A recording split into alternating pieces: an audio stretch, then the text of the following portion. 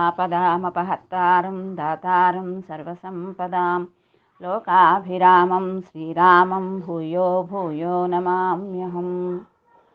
ఓం పూర్ణమిదం పూర్ణమదః పూర్ణాత్ పూర్ణముదచ్యతే పూర్ణస్య పూర్ణమాదాయ పూర్ణమేవావశిష్యతే.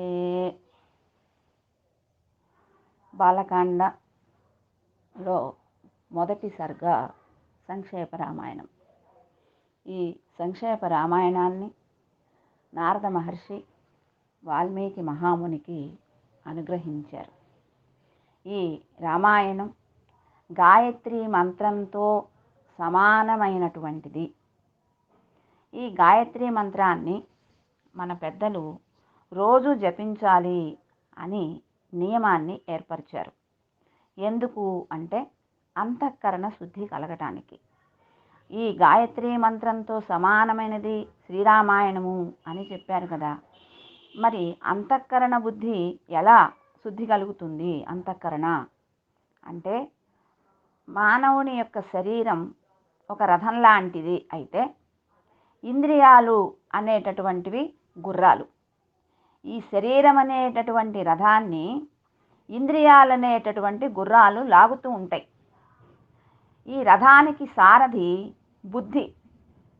అది ఏం చేస్తుంది? పగ్గముతో పట్టుకుని నడుపుతూ ఉంటుంది. అయితే ఇప్పుడు ఈ వాహనం ఎక్కడికి వెళ్ళాలి? ఈ రథం అంటే అత్యున్నతమైనటువంటి ఆనంద ధామానికి వెళ్ళాలి. ఈ జీవుడు చేరడానికి ఈ శరీరాన్ని వాహనంగా ఇచ్చాడు పరమాత్మ. ఎక్కడికి? ఆనందధామానికి వెళ్ళటానికి. ఇప్పుడు బుద్ధి అనేవాడు సరైనవాడు కాకపోతే ఈ బయట బాహ్యములైనటువంటి విషయముల వైపుకి, ఒకవైపుకి ఒక గుర్రం, ఇంకొక వైపుకి ఇంకొక గుర్రం, ఇలా అన్ని వైపులకి ఆ గుర్రాలు అన్ని విధాలుగా లాగుతూ ఉంటే గమ్యస్థానానికి చేరదు రథం. ఇప్పుడు దీన్ని నడిపేవాడెవరు? బుద్ధి. ఈ బుద్ధి కనుక సరైనదైతే మంచి మార్గంలో సరైన మార్గంలో నడవటానికి దోహదపడుతుంది. అంటే ఏముండాలి? బుద్ధికి సత్వగుణం ఉండాలి. ఈ సత్వగుణాన్ని కలిగించి రజోగుణం తమోగుణం తగ్గించేటటువంటి జ్ఞానం కలిగినదై ఉండాలి బుద్ధి. ఇప్పుడు ఆ బుద్ధిని, అటువంటి బుద్ధిని గాయత్రి మంత్రం ఇస్తుంది. ఆ గాయత్రి మంత్రాన్ని ఉచ్చరించడం చేత బుద్ధిలో కానివ్వండి, మనసులో కానివ్వండి, ఆ దోషాలు ఏవైతే ఉంటాయో అవి తొలగిపోతాయి. గాయత్రి మంత్రంలో ఉన్నటువంటి ఆ దైవం ఎవరు అంటే సకల జగత్తుకి కారణమైనటువంటి సూర్యమండల అంతర్వర్తి అయినటువంటి నారాయణుడే. అతడే మనలో ఉండి ఈ బుద్ధిని ప్రేరణ చేస్తూ ఉంటాడు. ఆ బుద్ధికి ప్రేరణ ఇచ్చేటటువంటి ఆ పరమపురుషుణ్ణి కనుక ధ్యానిస్తే బుద్ధి, మనసు, చిత్తము అనేటటువంటి వాటి యందు చెడు విషయముల వైపు పోకుండా కోరికలు కలిగించేటటువంటి ఏవైతే ఉన్నాయో ఆ కోరికలు కలిగించే రజస్సు తమస్సు ఉన్నాయి చూడండి, అవి తగ్గిపోతాయి. సత్వగుణం పెరుగుతుంది. అప్పుడు పొందవలసినటువంటి గమ్యాన్ని పొందేటటువంటి ఒక ప్రవృత్తి కలవారం అవుతాం. అందుకోసం గాయత్రి మంత్రాన్ని ఉచ్చరిస్తూ ఉండాలి. ఈ గాయత్రి మంత్రంలో 24 అక్షరాలు ఉంటాయి. ఈ 24 అక్షరాలని 24,000 శ్లోకాలలో 1000కి ఒక అక్షరం చొప్పున నిబంధించి వాల్మీకి మహర్షి శ్రీరామాయణాన్ని మనకు అందించాడు. గాయత్రి మంత్రాన్ని ఉచ్చరిస్తే కలిగేటటువంటి ఫలితం రామాయణాన్ని చదవడం చేత కూడా కలుగుతుంది. మంత్రంలో ఉన్నటువంటి అక్షరాలను ఉచ్చరించిన మాత్రం చేతనే శుద్ధిని కలిగిస్తాయి. ఇప్పుడు ఈ అక్షరాలు 24,000 శ్లోకాలలో కూర్చబడినటువంటి గాయత్రి మంత్రం ఉంది కదా, ఆ మంత్రం చేత సూర్యమండలంలో ఉండేటటువంటి పురుషుణ్ణి ధ్యానింపవచ్చు. ఇప్పుడు శ్రీరామాయణం చేత సూర్యవంశంలో జన్మించినటువంటి ఆ పురుషుడే ధ్యానింపబడతాడు. ఇప్పుడు సూర్యమండల అంతర్వర్తి అయినటువంటి నారాయణుడు గాయత్రి మంత్రాన్ని అనుసంధానం చేయటం వల్ల కాపాడతాడు. ఇప్పుడు శ్రీరామాయణం సేవిస్తే ఆ సూర్యవంశంలో జన్మించినటువంటి ఆ పురుషుడే ధ్యానింపబడుతున్నాడు. అంటే ఆ పురుషుడు ఎవరు? రాముడిగా వచ్చాడు కనుక. రామాయణం కూడా వేదంతో సమానమైంది. శబ్దానికి శక్తి ఉంది, అర్థానికి కూడా శక్తి ఉంది. ఏమంటే అర్థం తెలియకుండా ఉచ్చరిస్తే ఏం ఉపయోగం అనుకోవక్కర్లా. అర్థం తెలియకపోయినా ఆ శ్లోకాలను చదివితే చాలు. శబ్దశక్తి, ఆ శబ్దశక్తి ఆ ఉచ్చరించడం మాత్రం చేతనే, ఆ శక్తి చేత బుద్ధిలో ఉన్న దోషాలన్నీ కూడా తొలగిపోతాయి. మంచి నడువడి కలుగుతుంది. గాయత్రి మంత్రంలో ఆరాధింపబడిన దైవము శ్రీరాముడే. అతన్ని ధ్యానించే మంత్రమే శ్రీరామాయణం. అటువంటి శ్రీరామాయణాన్ని మనకి అనుగ్రహించారు నారద మహర్షి వాల్మీకి మహర్షి ద్వారా. ఇక మొదటి సర్గ పూర్తయింది. రెండవ సర్గకు వచ్చాం. ఈ రెండవ సర్గలో శ్రీరామాయణం ఎలా అవతరించింది అనే దాన్ని చెప్తున్నారు. శ్రీరామాయణంలో 3 గొప్పతనాలు ఉన్నాయి. ఒకటి, ఆ పలికినటువంటి మహర్షి వాల్మీకి, అది ఒక గొప్పతనం. రెండవది, అది ఎలా ఆవిర్భవించింది అనేది ఆశ్చర్యకరం, ఇది రెండవది. మూడవది రామచరిత. ఈ 3 కూడా గొప్పతనం, దేనికదే గొప్పతనం. ఈ 3 యొక్క గొప్పతనాన్ని మనం ముందు తెలుసుకోవాలి.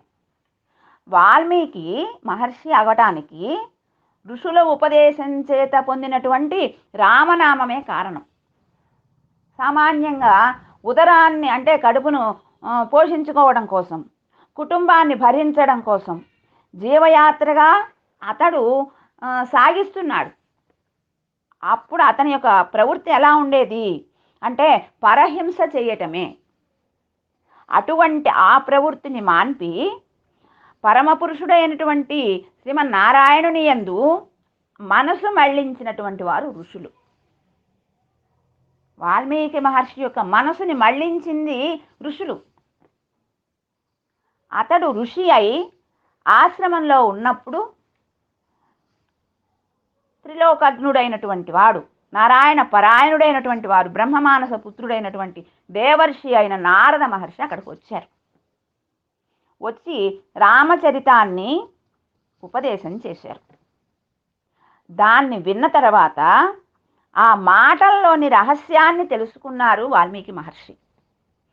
ఆయన ఆ శిష్యులతో కలిసి నారద మహర్షిని ఆరాధన చేశారు.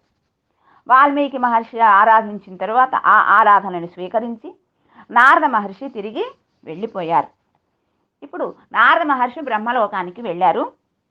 తర్వాత వాల్మీకి మహర్షి గంగానదికి సమీపంలో ఉన్నటువంటి తమసా నదీ తీరానికి మధ్యాహ్న సమయాన చేసేటటువంటి స్నానానికి బయలుదేరారు. ఆయన వెంట భరద్వాజుడు అనే ఋషిని కూడా తీసుకుని వెళ్ళారు.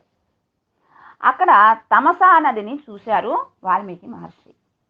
చాలా నిర్మలంగా ఉంది ఆ తమసా నది. అంత నిర్మలంగా ఉన్నటువంటి ఆ జలాల్ని చూసి పక్కనున్నటువంటి శిష్యుడైనటువంటి ఆ భరద్వాజునితో చెప్తున్నారు. అకర్దమమిదం తీర్థం భరద్వాజ నిశామమ రమణీయం ప్రసన్నాంబు సన్మనుష్యమనోయధా. ఏంటి దీనికి అర్థం? ఓ భరద్వాజ, ఈ జలాల్ని చూశావా? ఇందులో ఏమాత్రం బురద లేదు. చూడ్డానికి ఎంతో రమణీయంగా ఉంది. అంటే నిర్మలమైనటువంటి జలంలో లోపల ఏ వస్తువు వేసినా కనపడుతుంది. అంత నిర్మలంగా ఉన్నాయట. అది ఎలా ఉన్నాయి? ఆ నిర్మలత్వాన్ని దేనికి పోల్చారో తెలుసునా? మంచి మనస్సులాగా. మంచి మనస్సు కలిగిన మనిషి ఎలా ఉంటాడు, మంచి మనిషికి మనస్సు ఎలా ఉంటుంది, అలా ఉన్నది అన్నారు. ఇక్కడ వాల్మీకి మహర్షి యొక్క మనస్సు ఉండే స్థితిని ఇక్కడ మనకు తెలియజేస్తుంది. ఆయన మనస్సు కూడా అటువంటిదే కనుక ఆ తీర్థం కూడా సత్మనుష్యుని యొక్క మనస్సులాగా అనిపిస్తోంది ఆయనకు. మరి సర్వ పదార్థాలలో బ్రహ్మము అనేటటువంటి ఆ భగవానుడు వ్యాపించి ఉన్నాడు. అతడే సకల పదార్థముల యందును కూడా భగవంతుని ఆత్మగా దర్శిస్తున్నాడు ఇప్పుడు. ఎవరు? వాల్మీకి మహర్షి. అందుకే ఆయన ఋషి అయ్యారు. అతడే ఇప్పుడు సన్మనుష్యుడు. అటువంటి వాడి మనస్సులో రజోగుణం ఉండదు, తమోగుణం ఉండదు. నీటిలో బురద అంటే ఏంటి? తమోగుణం. తమోగుణం లాంటిది బురద. అది ఉంటే లోపల ఏమున్నదో తెలియదు. మనసులో తమోగుణం ఉంటే మోహం కలుగుతుంది. రజోగుణం ఉంటే ఏమవుతుంది? నీటిలో అలలు లేచినట్లుగా మనస్సు అంతా చలనమైపోతుంటుంది. అలా కాకుండా అలలు లేకుండా నిశ్చలంగా ఉండి చూడముచ్చటగా ఉండేటటువంటి ఈ నదీ జలంలాగా రజోగుణం లేనటువంటి మనస్సు ఏ వికారములు లేకుండా చూసేవారిని ఆకర్షిస్తుంది. సన్మనుష్యుని మనస్సులాగా ఉంది అన్నారు. ఇప్పుడు తమసా నదిలోని నీళ్లు చాలా స్వచ్ఛంగా ఉన్నాయి. లోపల ఏ వస్తువు వేసినా అది కనపడుతుంది, నిర్మలంగా ఉన్నాయి. అలాగే రజోగుణము తమోగుణము లేనటువంటి వాడి యొక్క మనస్సు ఇలా ఉంటుంది. అది అందరినీ ప్రేమించగలడు, అందరి చేత ప్రేమించబడగలడు. అలాంటి సత్వగుణం అధికంగా ఉంటే మనస్సులో ఏముందో అది కనపడకుండా ఉండదు. అంటే కనపడిపోతుంది, మరుగున పడి ఉండదు, ప్రకాశిస్తూ ఉంటుంది. ఉన్న వస్తువులలో ఏవైతే ఉన్నాయో ఆ వస్తువులలో ఉన్నదానిని గుర్తింపకుండా చేసేది తమోగుణం.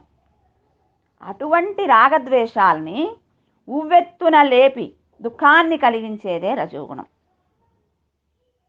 ఇప్పుడు నిర్మలమై అన్నింటిలో ఉన్నటువంటి బ్రహ్మ వరకు చూడగల చూపునిచ్చేది సత్వగుణం. అటువంటి మనుష్య వలె ఉన్నది ఈ తమసా నదీ జలం. ఇది వాల్మీకి మనస్సు యొక్క స్వభావం. అందుచేత నదీ జలాలకి సన్మనుష్య మనస్సును దృష్టాంతంగా చూపుతున్నారు. ఈ విధంగా ఆ తమసా నది తీరాన ఉన్నటువంటి ఈ వాల్మీకి మహర్షికి అక్కడ ఒక అనుభవం కలిగింది.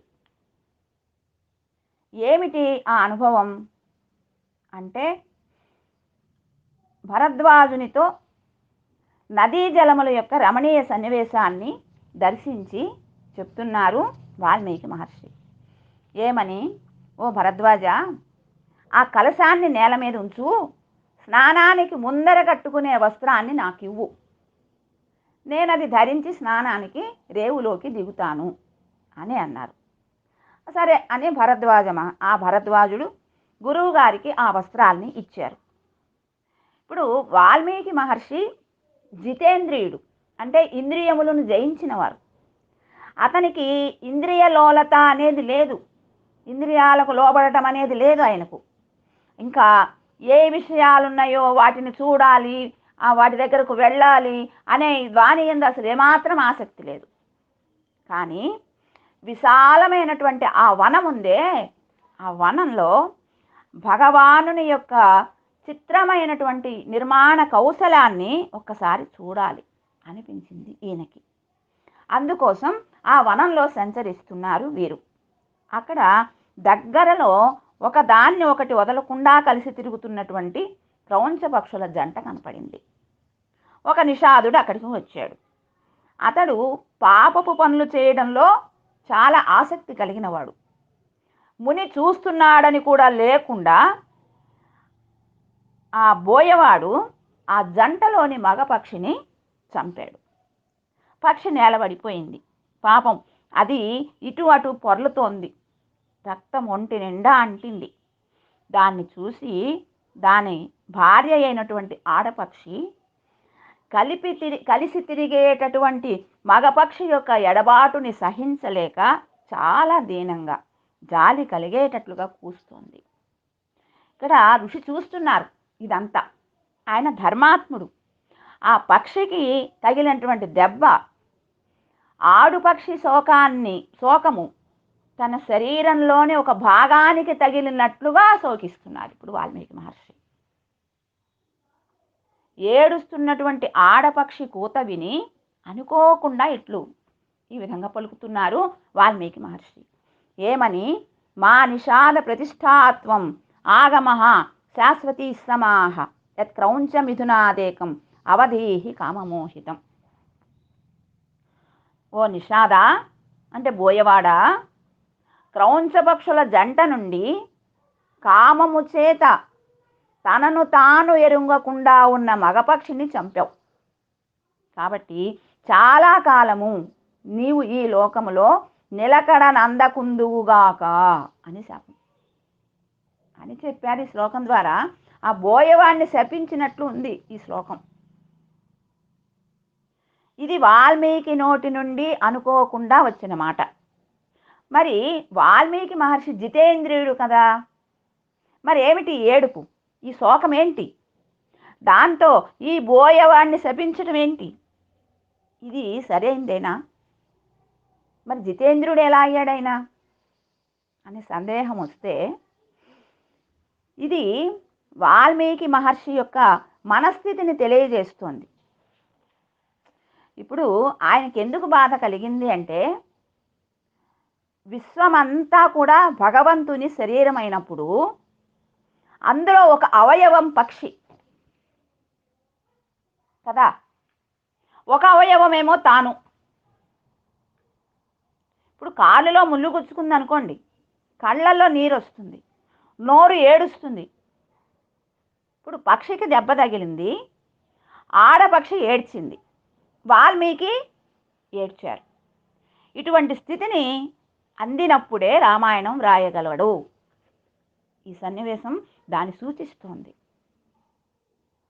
ఇప్పుడు శరీరం లాంటి భగవంతునికి శరీరం ఈ లోకంలో ఉండేవన్నీ కూడా, అంటే ఇప్పుడు అవయవాలకు ఏదైతే బాధ కలిగిందో ఆ శరీరం కూడా బాధపడుతుంది కదా, మిగిలినవన్నీ కూడా బాధపడతాయి కదా, మనస్సు బాధపడుతుంది కదా.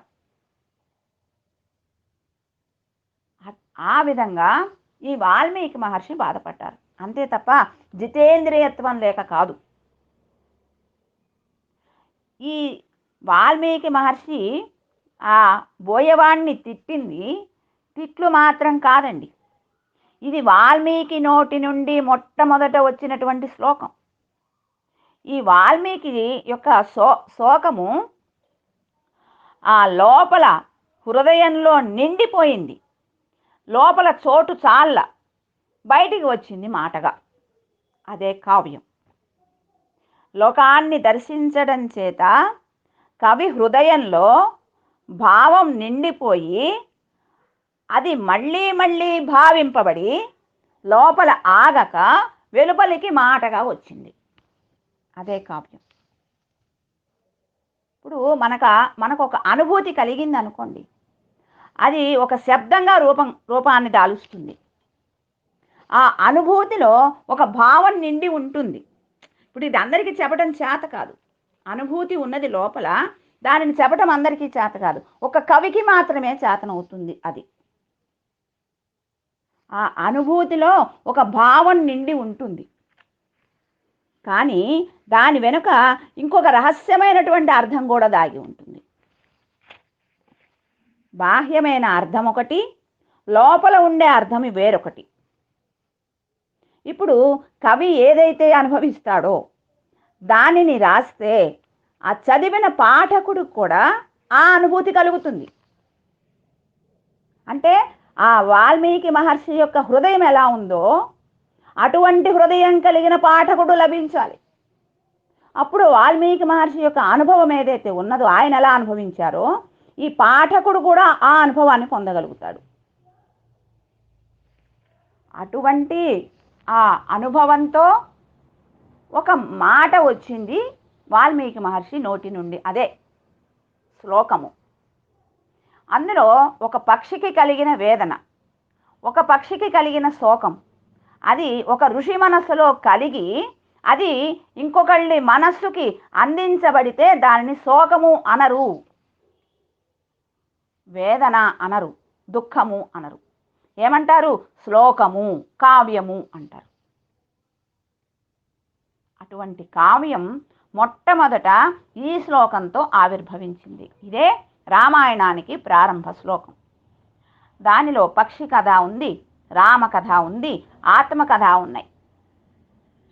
వాల్మీకి అనుకోకుండా వచ్చినటువంటి ఆ నిషాదుని శపించిన శాపాన్ని భావన చేసి, ఇటువంటి మాట నా నోటి నుండి వచ్చిందే, దీనికి ఏంటి కారణం అని ఆలోచిస్తూ భరద్వాజునితో ఇలా అంటున్నారు. ఇందులో 4 పాదాలు ఉన్నాయి. ప్రతి పాదంలో 8 అక్షరాలు ఉన్నాయి. ఇది వీణ మీద పలికించడానికి లయ సరిపడేటట్లుగా ఉన్నది. కాబట్టి ఇది కేవలం శోకము చేత వచ్చినటువంటి మాటల కూర్పు కాదు, ఇది శ్లోకమే అని భరద్వాజునితో అన్నారు వాల్మీకి మహర్షి. ఇప్పుడు క్రౌంచపక్షి వేదన చేత కలిగినటువంటి ఈ శోకంతో వాల్మీకి మహర్షి నోటిలో నుంచి వచ్చిన ఈ శ్లోకం మొదట ఛందోబద్ధమైనటువంటి రచన. ఇందులో ఏదో ఒక రహస్యమైన అర్థం ఉండే తీరుతుంది అని వాల్మీకి మహర్షి సంతోషంతో ఈ శ్లోకాన్ని జ్ఞాపకంలో ఉంచుకున్నారు. ఇప్పుడు మానిషాద అనే శ్లోకంలో నిషాదుని శపించినట్లుగా బయట అర్థం మనకు కనపడుతుంది. కానీ అందులో శ్రీరామచరితం ఉంటుంది. ఇదే శ్రీరామాయణానికి మొదటి శ్లోకము అని పెద్దల అభిప్రాయం. అక్కడ కామమోహితమై నిషాదుని బాణంతో నేల కొరిగినటువంటి పక్షిలో రావణాసురుడు కనిపించారట. నిషాదునిలో శ్రీరాముడు దర్శనమిచ్చారట. మండోదరి రావణుని కోసం విలపిస్తున్నటువంటి దృశ్యం క్రౌంచం విలపిస్తోందే, ఆ సన్నివేశంలో కనిపించిందట. వాల్మీకి శ్రీరామునికి మంగళాశాసనం చేశారు ఇక్కడ. అది ఎలా? ఏమండి, ఒక్కొక్క పదానికి అనేక అర్థాలు ఉంటాయని చెప్పుకుంటున్నాం మనం. పైకి ఒక అర్థంగా కనిపిస్తోంది, లోపల ఇంకొక అర్థాన్ని కూడా కలిగి ఉంటుంది. మా నిషాద అంటే శ్రీహప్పతి, శ్రీనివాస అని అర్థమట. మా అంటే శ్రీ అని అర్థం, నిషాద అంటే నివాస అని అర్థం. మా నిషాద అంటే శ్రీనివాస. ఈ శ్రీనివాసుణ్ణి సంబోధన చేస్తున్నారు వాల్మీకి మహర్షి ముందుగా. ఇక్కడ మా నిషాద అంటే వేరువేరుగా కనపడతాయి ఈ అక్షరాలు రెండు, ఈ పదాలు రెండు. ఇప్పుడు రెండు కలిసి ఒకటిగా కనపడుతోంది మా నిషాద. త్వం అంటే నీవు, క్రౌంచమిథునాత్ అంటే రాక్షసుల జంటలో, కామమోహితం కామము చేత మోహమునంటిన, ఏకం ఒక పురుషుని, అవధీహి చంపితివి కనుక, త్వం నీవు, శాశ్వతీ సమాహ చాలా సంవత్సరములు, ప్రతిష్టాం నిలకడను, అగమహ పొందుదువుగాక అని మంగళాశాసనం చేశారు. ఇప్పుడు క్రౌంచము అనున్నది ఒక పక్షి. ఇది చాలా చిన్నదిగా ఉంటుందట, అది వంకరగా నడుస్తుందట, అందుచేత క్రౌంచము అన్నారు దాన్ని. అంటే క్రించ్ అనేటటువంటి ఒక ధాతువు, ఆ ధాతువుకి కౌటిల్యము అని అర్థం. అంటే వక్రత్వము, అల్పీభావము అంటే క్షుద్రత్వం, ఇవి రెండు అర్థాలు వస్తాయి. ఇప్పుడు ఇంకొక అర్థాన్ని చెప్తున్నారని మనకి ఈ శ్లోకంలో. రాక్షసుల యొక్క స్వభావం కుటిలంగా ఉంటుంది, అంటే వక్రం, సరిగా నడవరు, రుజు స్వభావం కలిగిన వారు కాదు, ఇంకా చాలా తక్కువైనది వాళ్ళ స్వభావం, అల్పం. అటువంటి రాక్షస స్త్రీ పురుషుల జంట మండోదరి, రావణాసురుడు. అందులో పురుషుడు అంటే రావణాసురుడు కామానికి వశపడి శ్రీరాముని చేత మరణించాడు. ఇలా దేవకార్యాన్ని నెరవేర్చి లోకానికి హితమును కలిగించిన శ్రీరామచంద్రమూర్తికి మంగళాన్ని పాడారు. అలా లోపల అర్థం మనకు అర్థమవుతోంది. బయట అర్థానికి ఏమాత్రం భంగము లేదు. లోపల అర్థం లోపల నుంచి భాషిస్తోంది, కనపడుతోంది.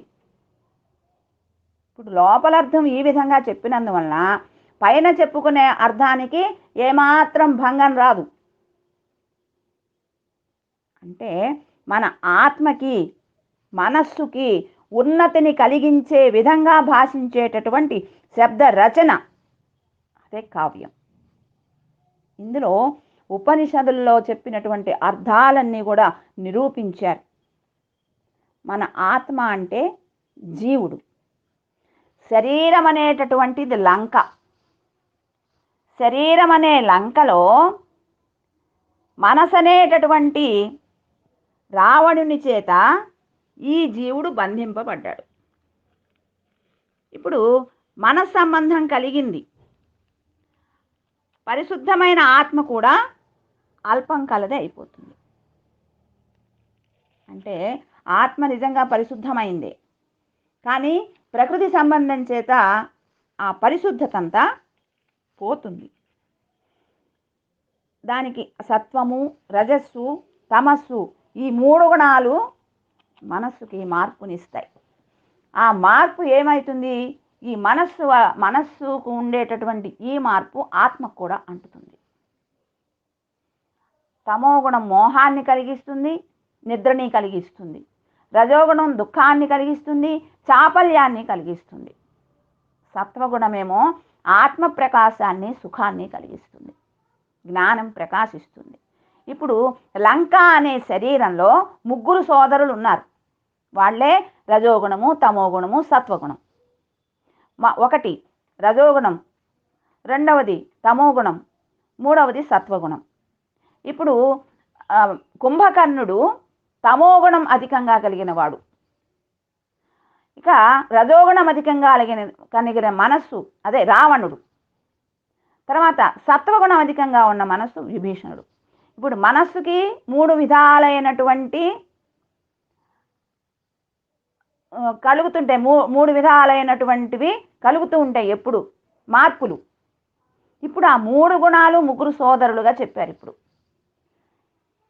ఆత్మ సహజంగా భగవంతునికి భార్య వలె పరతంత్రమై వానికి ఆనందాన్ని కలిగించే విధంగా సర్వ వ్యాపారాలు చేయటమే దాని యొక్క సహజమైన గుణం. భార్య ఎలాగైతే భర్తకి అన్నీ చేస్తుందో ఆయనకు ఆనందం కలిగించే విధంగా, అలా భగవంతునికి ఆత్మ చేయటం అనేది సహజమైన గుణం. ఆత్మకు ఉన్నటువంటి గుణం అదే. ఇప్పుడు మనస్సుకి 3 అవస్థలు చెప్పారు: రజోగుణం, తమోగుణం, సత్వగుణం. ఈ 3 అవస్థలులో సత్వగుణానికి సంబంధించిన వారు విభీషణుడు. ఈ ఆత్మ ఏం చేస్తుంది ఇక్కడ అంటే, ఈ ఆత్మ పరమాత్మకు చెందాలి అని చూస్తూ ఉంటుంది. కానీ ఇదిగో ఈ రజోగుణం, తమోగుణం అడ్డపడిపోతూ ఉంటాయి. ఇప్పుడు రామచంద్రమూర్తికి సీతమ్మ భార్య అయ్యేటట్లుగా అయినట్లుగా భగవంతునికి ఆత్మ పరతంత్ర అయి విధేయ అయి ఉంటుంది. అటువంటి ఆత్మని క్షుద్రుడైనటువంటి వాడు, కుటిలుడైనటువంటి వాడు అయిన రావణాసురుడు బంధించాడు. భగవంతుడు శ్రీరాముడు అటువంటి మనస్సుని అంతము చేసి సత్వమధికముగా కలిగినటువంటి మనస్సు వంటి విభీషణుని పరిపాలనని స్థాపించారు.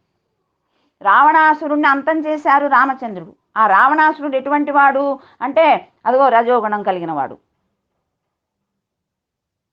అటువంటి వాడిని అంతం చేసి సత్వగుణం కలిగినటువంటి విభీషణుడికి పరిపాలనని ఇచ్చాడు.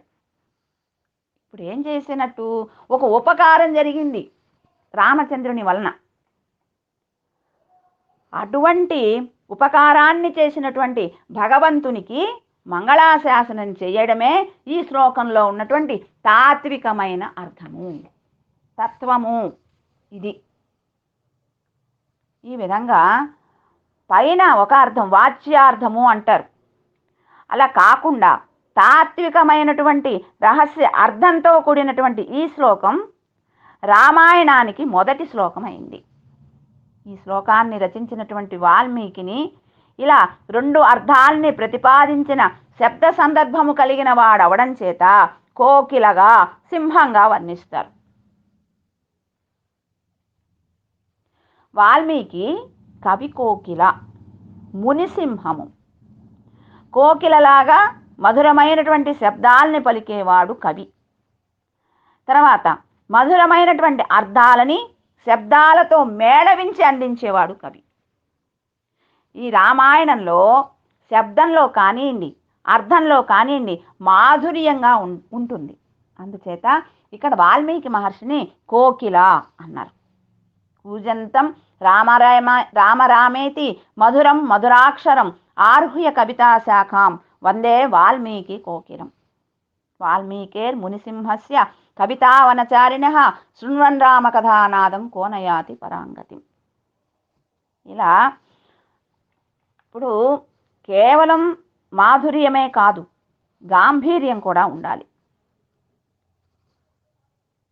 సౌందర్య దర్శనం ఒక్కటే ప్రధానం కాదు, అందులో అంతర్నిహితమైనటువంటి ఆనందాన్ని ఆస్వాదించడం కూడా అంత ముఖ్యం. ఆ విధంగా కవి అయినటువంటి వాల్మీకి మహర్షి శ్రీరామాయణాన్ని మనకి అందించారు. ఈ విధంగా వాల్మీకి మహర్షి ఆ తమసా జలంలో స్నానం చేసి సర్వరామాయణార్థాన్ని సంగ్రహంగా సూచించేటట్లుగా భాషిస్తున్నటువంటి ఈ మానిషాద అనే శ్లోకాన్నే తలుచుకుంటూ తలుచుకుంటూ తలుచుకుంటూ అలా తలుచుకుంటూనే ఉన్నారు. అలా తలుచుకుంటూనే ఆశ్రమానికి తిరిగి వచ్చారు. వాల్మీకి మహాముని వెంట శిష్యుడైనటువంటి ఆ భరద్వాజుడు కూడా ఆ కమండలాన్ని పట్టుకుని ఆ కలశాన్ని అనుసరించి ఆశ్రమానికి వచ్చారు. ఆశ్రమానికి అలా వచ్చిన తర్వాత ఆ వాల్మీకి మహర్షి పూజాది కార్యక్రమాలన్నీ నెరవేర్చుకుని కూర్చుంటారు. కూర్చుని కూడా ఆ శ్లోకాన్నే తలుచుకుంటూ కూర్చున్నారు. ఇంతలో చతుర్ముఖుడైనటువంటి నారద మహర్షి బ్రహ్మలోకానికి వెళ్ళి వాల్మీకి మహర్షిని గురించి చెప్పడం చేత ఆ వాల్మీకి మహర్షిని చూడాలనే కోరికతో ఆయన ఆశ్రమానికి చతుర్ముఖ బ్రహ్మ వచ్చారు. ఆ వాల్మీకి మహర్షి ఆ బ్రహ్మగారిని చూశారు. చూసి ఎదురు వెళ్ళి చాలా ఆశ్చర్యంతో చక్కగా చేతులు జోడించుకుని నిలబడ్డారు. ఆ వచ్చినటువంటి ఆ చతుర్ముఖుణ్ణి పాద్యము, ఆర్ఘ్యము, ఆచమనీయము, ఆసనము, నమస్కారము అనేటటువంటి వాటి చేత ఆరాధన చేశారు. చక్కగా కాళ్ళు కడుక్కోమన్నారు. అర్ఘ్యం, ఆచమనం, ఆసనం అన్నీ చూపించారు, నమస్కరించారు. ఈ విధంగా ఆ ఆరాధన చేసేటప్పటికి ఆ చతుర్ముఖ బ్రహ్మ కూర్చున్నారు. ఆసనం మీద కూర్చున్నాక కుశల ప్రశ్నలు వేశారు మన వాల్మీకి మహర్షి. ఆ చతుర్ముఖం బ్రహ్మ వాల్మీకి మహర్షిని కూడా మీరు కూర్చోండి అని ఆదేశం చేశారు. సరే, వాల్మీకి మహర్షి కూర్చున్నారు.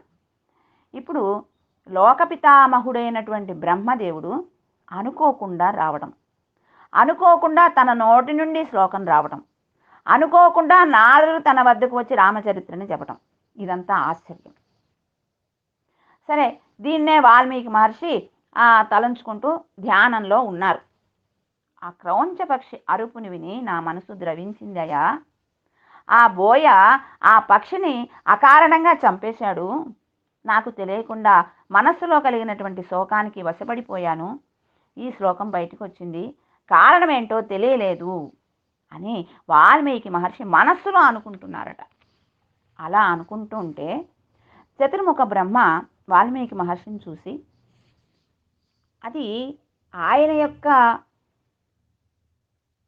సంకల్పమే, ఎవరి యొక్క? బ్రహ్మదేవుని యొక్క సంకల్పం అది. ఆ సరస్వతీదేవి ఆ వాల్మీకి మహర్షి యొక్క జిహ్వాగ్రంలో అధివసించి ఈ శ్లోకాన్ని వెలువరించింది.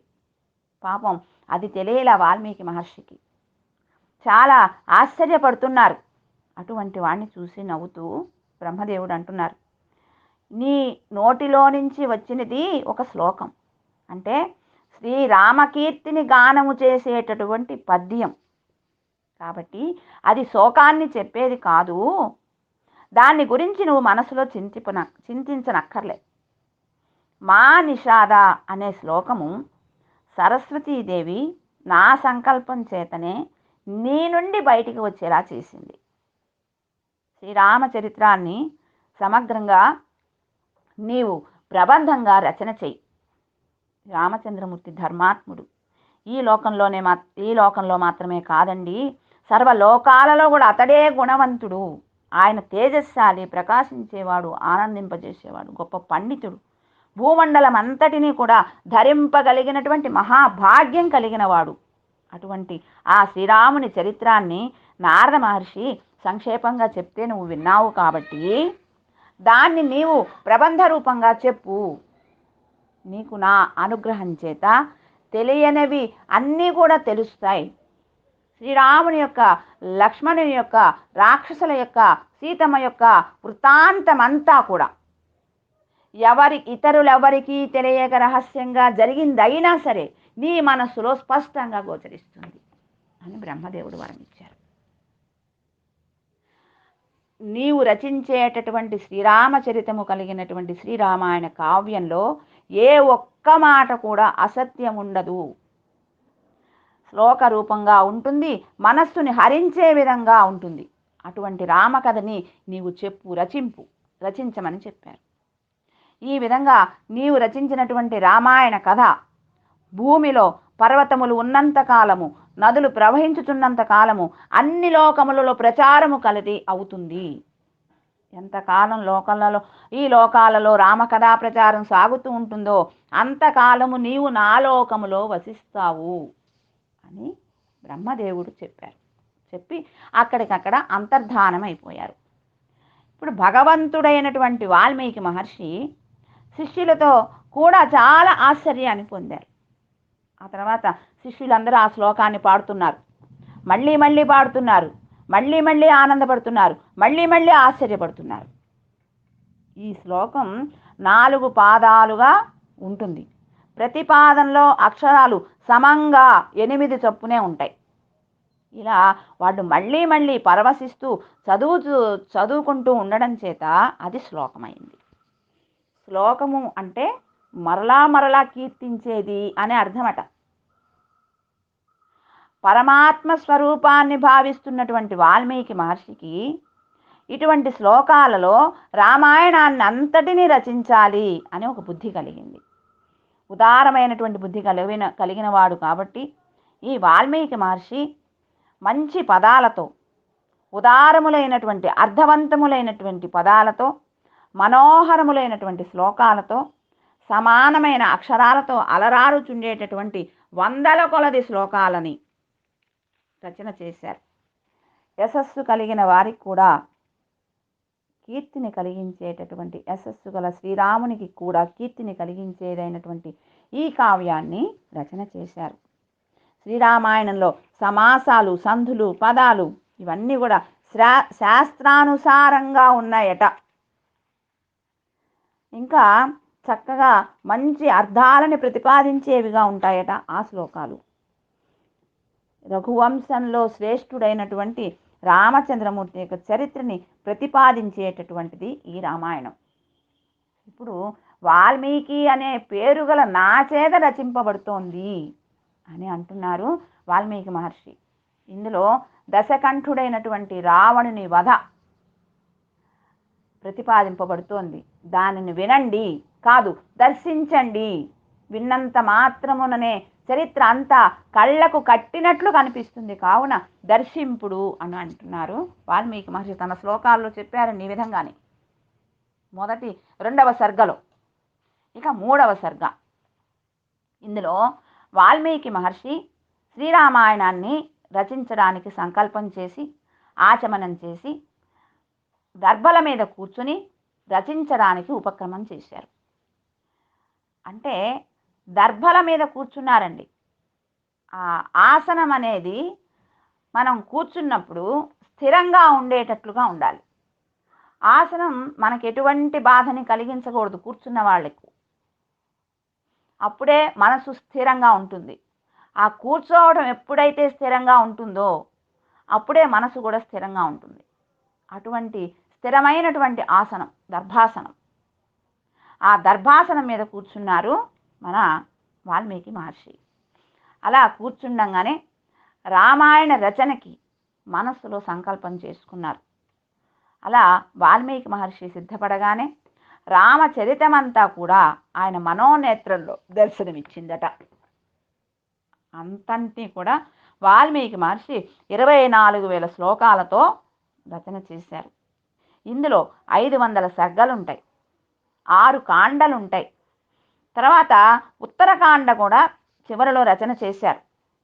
అయితే దానిని నేర్చుకుని ప్రయోగించగలిగిన వారు ఎవరా అని వాల్మీకి మహర్షి చింతిస్తున్నారు. చింతిస్తూ ఉంటే మునివేషధారులైనటువంటి వారు, గాయకులైనటువంటి వారు, రాజపుత్రులైనటువంటి ఆ కుశలవులు వచ్చి వాల్మీకి పాదాలని పట్టి నమస్కారం చేశారు. వారు ఆశ్రమంలో వారి తల్లి అయినటువంటి సీతమ్మతో ఉన్నటువంటి ఆ శ్రీరామ పుత్రులు. వాళ్ళు ఎటువంటి వాళ్ళు అంటే మేధావులైనటువంటి వారట, వేదాలలో మంచి సామర్థ్యం కలిగిన వారట, వేదంలో ఉన్నటువంటి రహస్యార్థాలని స్పష్టంగా విశదం చేయగలిగినటువంటి వారట వారు. అటువంటి వాళ్ళకి ఈ వాల్మీకి మహర్షి శ్రీరామాయణాన్ని నేర్పారు. ఆ శ్రీరామాయణం అంతా కూడా సీతాచరిత్రమునే ప్రతిపాదిస్తుంది అని అంటున్నారు. అందుచేత వాల్మీకి మహర్షి సీతాచరితము అని పేరు పెట్టారండి. శ్రీరామాయణం అనటం కన్నా సీతాచరితము అనటం. రెండవది పౌలస్త్యవధ అని అంటారట రామాయణాన్ని. అలా ఆ పౌలస్త్యవధ, సీతాచరితము ఈ రెండింటినే ప్రధానంగా ఉంచుకున్నారు ఆయన మనస్సులో. ఆ రామాయణం రచన చేశారు. ఆ విధంగా ఇది చదువుకోవడానికి, పాడుకోవటానికి వీలయ్యేటట్లుగా రచింపబడింది. ఈ కావ్యంలో ఉన్నటువంటి మాధుర్యం ఇంకొక దాంట్లో కనపడదు. ఇక గానం చేయటానికి కూడా చాలా యోగ్యంగా ఉంటుందట. వీణ మీద పలికించడానికి కూడా సరిపడేటట్లు ఉంటుందట. అటువంటి నవరసాలు ఉన్నటువంటి ఈ శ్రీరామాయణం మనోహరంగా నిబంధింపబడింది వాల్మీకి మహర్షి చేత. ఇటువంటి శ్రీరామాయణాన్ని కుశలవులు వాల్మీకి మహర్షి నుండి నేర్చుకుని చక్కగా గానం చేశారు. వీరు సంగీతాన్ని బాగా నేర్చుకుని గానం చేశారు. చక్కని స్వర సంపద కలిగిన వారు కాబట్టి, అంతేకాదండి రూపము, మంచి రూపము కలిగిన వారట లవకుశులు. మంచి లక్షణములు, శుభలక్షణములు కలిగిన వారట వారు. అందుచేత మధురమైనటువంటి ఆ స్వరం చేత గంధర్వులే గానం చేశారా అన్నట్లుగా పాడారట. అచ్చగా రామచంద్రమూర్తి నుండి వచ్చినటువంటి ప్రతిబింబంలాగా వీళ్ళు కనపడుతున్నారట. వారు రామాయణాన్ని అంతటినీ కూడా పుస్తకం చూడకుండా మొత్తాన్ని గానం చేశారట. మొట్టమొదట ఋషుల గోష్ఠిలో తాము నేర్చుకున్నటువంటి ఈ రామాయణాన్ని పాడటానికి సిద్ధపడ్డారు. చక్కగా ఋషులందరూ శ్రద్ధగా కూర్చుని వింటున్నారు. కుశలవులు శ్రీరామాయణ కావ్యాన్ని గానం చేస్తూ ఉంటే ఆ ఋషులట ఒళ్ళు మరిచిపోయి ప్రశంసిస్తున్నారట. ఆహాహా, ఎంత మధురంగా ఉన్నది, ఈ శ్లోకాలు ఎంత మనోహరంగా ఉన్నాయి, జరిగిపోయిన కథ కూడా కంటి ఎదుట జరుగుతున్నట్లుగా కనపడుతోంది వీళ్ళు పాడుతూ ఉంటే. అబ్బబ్బా, ఎంత మధురమండి, ఎంత ఆకర్షణీయము వీళ్ళ యొక్క రూపాలు కానివ్వండి, వారు పాడేటటువంటి ఆ గానం కానివ్వండి, ఎంతో మధురంగా ఉన్నది. స్వర సంపద అంత చక్కగా పాడుతున్నారు. అటువంటి తపోనిధులైనటువంటి ఆ ఋషులందరూ కూడా అటువంటి పిల్లల్ని ప్రశంసిస్తున్నారు. సరే, పూర్తి అయిపోయింది రామాయణం గానం చేయటం.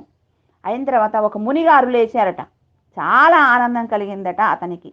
తన వద్ద ఉన్నటువంటి కలశాన్ని ఆ పిల్లలకి బహుమానంగా ఇచ్చారట. ఇంకొకరు కృష్ణాజినాన్ని బహుమానంగా ఇచ్చారట. ఇంకొకరు మౌంజిని ఇచ్చారట. ఇంకొంతమంది కమండలాలు, యజ్ఞసూత్రాలు ఇలా ఇచ్చారట. ఆ పిల్లలకి గిఫ్ట్లు అంటారు చూడండి, అలా ఆనందపడిన వాళ్ళు ఇచ్చేటటువంటి బహుమతులు అలా ఇచ్చారు. అలా అంటే అది మనస్సుకి అంత ఆనందం కలిగించింది వాళ్ళు పాడటం అనేది. అలా ఎటువంటి వాళ్ళైనా సరే దీన్ని విని ఆకర్షింపబడకుండా ఉండరు అని ఋషులందరూ ప్రశంసించారట. ఈ ఆశ్రమంలో మొదటి ప్రదర్శన జరిగింది. తర్వాత ఒకప్పుడు ఈ పిల్లలిద్దరూ అయోధ్య నగరంలో రాజమార్గంలో గానం చేస్తూ వెళుతున్నారట. వెళుతుంటే రామచంద్రమూర్తి ఆ పాటను విని తన భవనంలోకి పిలిపించారు.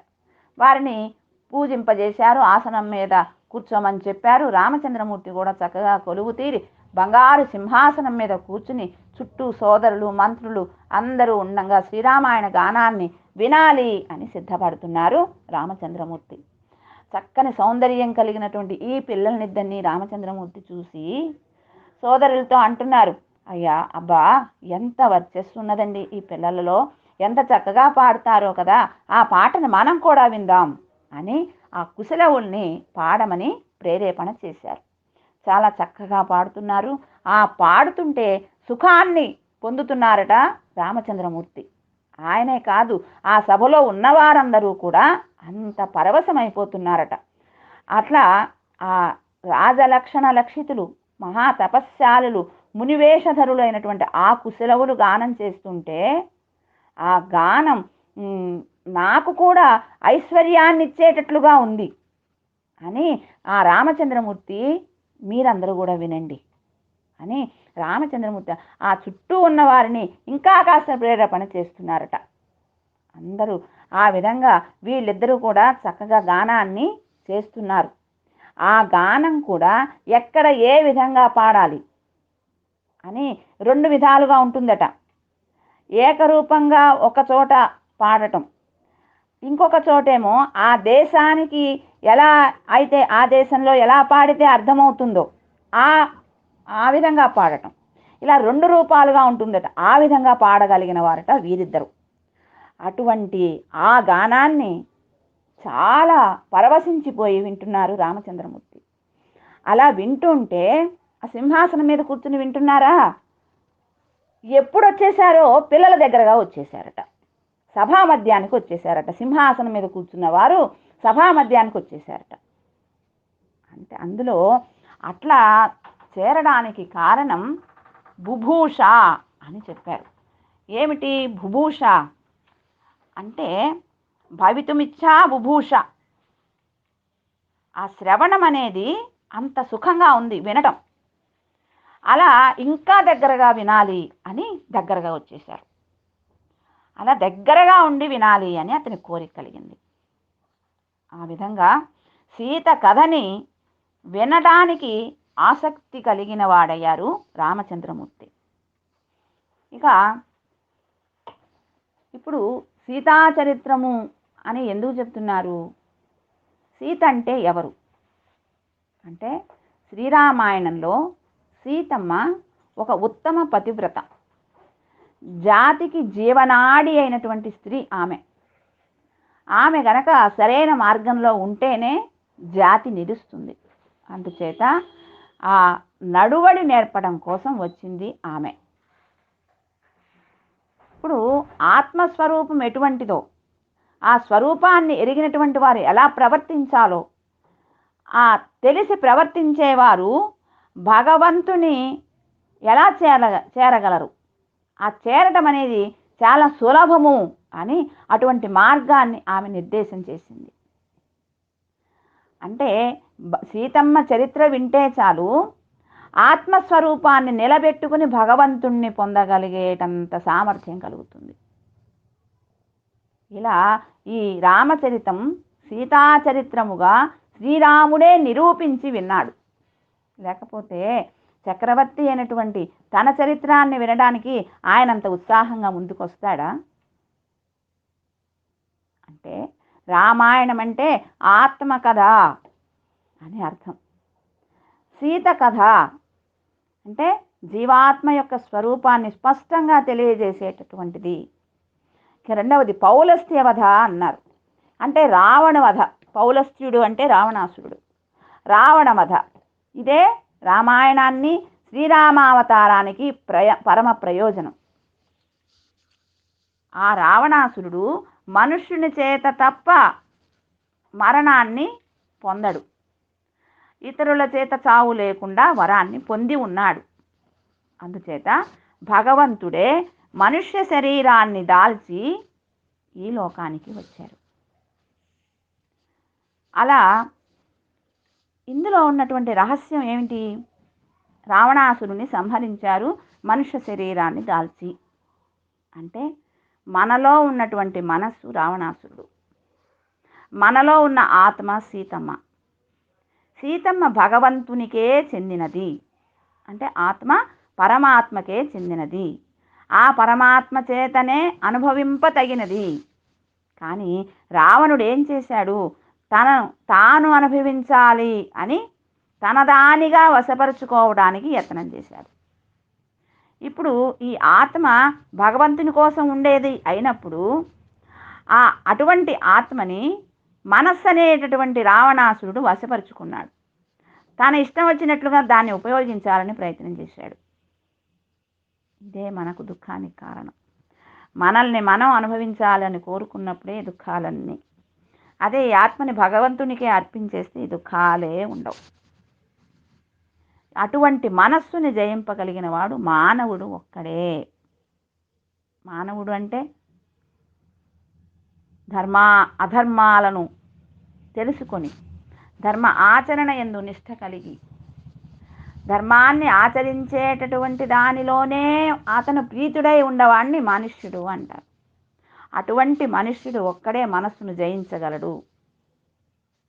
ఆ మనస్సుని జయించినప్పుడే భగవంతునితో సమాగమం జరుగుతుంది. అందుచేత మనుష్య జన్మ చాలా గొప్పది. అటువంటి మనుష్య జన్మను ఎత్తాడు రామచంద్రమూర్తి. ఈ రావణాసురుణ్ణి చంపాడు. ఇప్పుడు కథలో ప్రత్యేకమైనది ఏంటి? ఇక్కడ మనస్సుని జయించడం. ఈ మనస్సును జయించడానికి మానవుడు ఏం చేయాలో, ఎలా ప్రవర్తించాలో రామచంద్రమూర్తి నిరూపణ చేశారు. అందుకే దీనికి పౌలస్త్య వధము అని వాల్మీకి మహర్షి నామకరణం చేశారు. ఈ రావణాసురుడికి 10 ముఖాలు. అంతరార్థాన్ని చెప్తున్నారండి. రావణాసురుడికి 10 ముఖాలు. మనస్సుకి 5 కర్మేంద్రియాలు, 5 జ్ఞానేంద్రియాలు. ఈ 10 కూడా బయటికి రావటానికి ముఖాలు. ఈ 10 మనస్సు ఈ 10 ద్వారానే బయటపడుతుంటుంది. అందుచేత మనస్సు దశముఖుడు. ఇప్పుడు దాన్ని జయించడానికి మనుష్యత్వము ఆవశ్యకం. ఇప్పుడు మనకి తెలుసు ఈ దశముఖుడు అనేటటువంటి ఈ రావణుణ్ణి సంహరించడానికి మనం సంహరించలేకపోతున్నాం. మనకు ఆ జయం కలగడంలే. అందుచేత దానిని తెలియజేయటానికే భగవంతుడు తనే దిగివచ్చి మానవుడిగా నడిచి మార్గాన్ని చూపించారు. ఇటువంటి చరిత్ర మానవులందరికీ వినదగినది అని నిరూపించడానికే రామచంద్రమూర్తి స్వయంగా సభామధ్యానికి దగ్గరగా వచ్చి ఆసక్తి కలవాడై వింటున్నాడు. కుశలవులు గానం చేయటానికి ఉపక్రమించారు. శ్రీరామాయణం కవులకి ఆవశ్యకములైనటువంటి కావ్య లక్షణాలని అందిస్తుంది. బాహ్యంగా కథ ఉంటుంది, అంతరంగంగా మానవుని యొక్క ఉన్నత స్థితి సాధించడానికి ఆవశ్యకములైనటువంటి ధర్మము, జ్ఞానము ఇవన్నింటినీ నిరూపించారు. అటువంటి ఈ రామాయణాన్ని మంత్రవేత్తలకు మంత్రంలాగా కావ్య లక్షణాల్ని కవులకు ఇలా అందిస్తుంది. ఫలాల్ని సాధించడానికి ఉపయోగపడుతుంది. అప్పుడు శబ్దమే చాలండి, అర్థం అక్కర్లా. అంటే చదివినంత మాత్రముననే కొన్ని ప్రయోజనాలు నెరవేరుతాయి. నీతుల్ని ప్రతిపాదిస్తుంది. ఈ విధంగా ఇది ఒక ధర్మశాస్త్రంగా, ఒక మంత్రశాస్త్రంగా, వేదార్థాన్ని విశదపరిచేటటువంటి ఒక ఉపనిషత్తుగా కనపడుతుంది. కాబట్టి దీనిని అన్ని విధాలుగా అర్థం చేసుకోవడానికి ప్రయత్నం చేయాలి. అలా ప్రయత్నం సాగుతుంది. ఇక తర్వాత 5వ సర్గలోకి వచ్చాం. ఈ 5వ సర్గలో రామ కథ మొదలు పెడుతున్నారు. ఇంతకు ముందేమో వాల్మీకి మహర్షి రచించినటువంటి రామాయణాన్ని కుశలవులకు బోధిస్తే కుశలవులు ముందుగా ఋషి ఆశ్రమంలో పాడారు. ఋషుల యొక్క మన్ననల్ని అందుకున్నారు. తర్వాత అయోధ్యలో పాడారు. ఆ అయోధ్యలో రామచంద్రమూర్తికి, ఆయన యొక్క అన్నదమ్ములకు, అక్కడ ఉన్నటువంటి జనులందరికీ కూడా ఆనందాన్ని కలిగించే విధంగా రామాయణాన్ని గానం చేశారు. అది రామాయణంగా కాకుండా సీతాచరిత్రముగా, పౌలస్త్య వధగా రామచంద్రమూర్తి దానిని చక్కగా విన్నారు. తన కథ అయితే తాను అంత దగ్గరగా కూర్చుని వినేటంత ఎందుకు కలుగుతుంది? సీతమ్మ కథ కాబట్టే ఆయన అంత చక్కగా దగ్గరగా కూర్చుని విన్నారు రామచంద్రమూర్తి. ఇప్పుడు ఆ రామాయణాన్ని ఎలా పాడారు, అందులో ఏమున్నది అనే దాన్ని ఈ 5వ సర్గ నుంచి మనకి అందిస్తారు. జై శ్రీమన్నారాయణ.